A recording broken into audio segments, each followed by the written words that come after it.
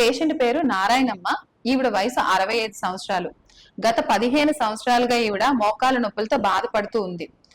ఈవిడ యొక్క అంటే కొంచెం దూరం నడవాలన్నా, ఒక 4 అడుగులు వేయాలంటే కూడాని మోకాళ్ళలోని సూదులతో పొడిచినట్టు నొప్పి రావడము, మెట్లు ఎక్కాలన్నా దిగాలన్నా కూడా చాలా ఇబ్బంది పడుతూ ఉంది. ఈవిడ మోకాల్ని ఎగ్జామిన్ చేసేటప్పుడు డిఫార్మిటీస్ కూడా మనం అబ్జర్వ్ చేయడం జరిగింది.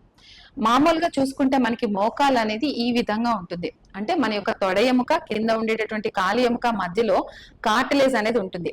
ఈ బ్లూయిష్ గా ఉంది కదా, ఇది మన యొక్క కాలి యొక్క కార్టిలేజ్ అన్నమాట. ఈ విధంగా ఉండడం వల్ల కాలు అనేది ఒక దానితో ఒకటి రాపిడి అవ్వకుండా ఈ కార్టిలేజ్ అనేది ఒక కుషన్ లాగా పనిచేస్తుంది. కానీ నారాయణమ్మ గారికి ఈ యొక్క కార్టిలేజ్ అనేది కంప్లీట్ గా అరిగిపోయింది. ఆవిడది కంప్లీట్ అడ్వాన్స్డ్ స్టేజ్, అంటే 4th స్టేజ్ లో ఉంది. అడ్వాన్స్డ్ స్టేజ్ లో ఉండేటప్పుడు మోకాళ్ళు ఏ విధంగా ఉంటుంది అంటే, మనకి ఈ మోకాళ్ళ యొక్క కార్టిలేజ్ కంప్లీట్ గా అరిగిపోయి ఇక్కడ ఎరుపుగా కనిపిస్తుంది కదా, ఇది కార్టిలేజ్ కంప్లీట్ గా ఇది అరిగిపోయింది. అరిగిపోయి కాళ్ళు అనేది పక్కకి ఇట్లా బోలెగ్స్ లాగా, అంటే డిఫార్మిటీ అనేది కంప్లీట్ గా వచ్చేసింది.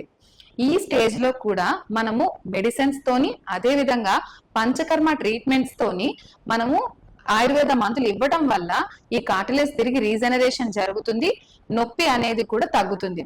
ఈవిడికి మనం అడ్వైస్ చేసేటటువంటి ట్రీట్మెంట్స్ ఏంటి అంటే, మనము జానువస్తి, అదే విధంగా పొడికిలి, తర్వాత లేపనం.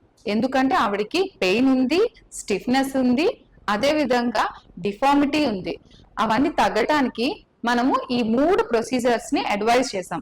ఇప్పుడు అవి ఏ విధంగా చేస్తారో మనం ప్రాక్టికల్ గా ఈ రోజు మనం చూద్దాం.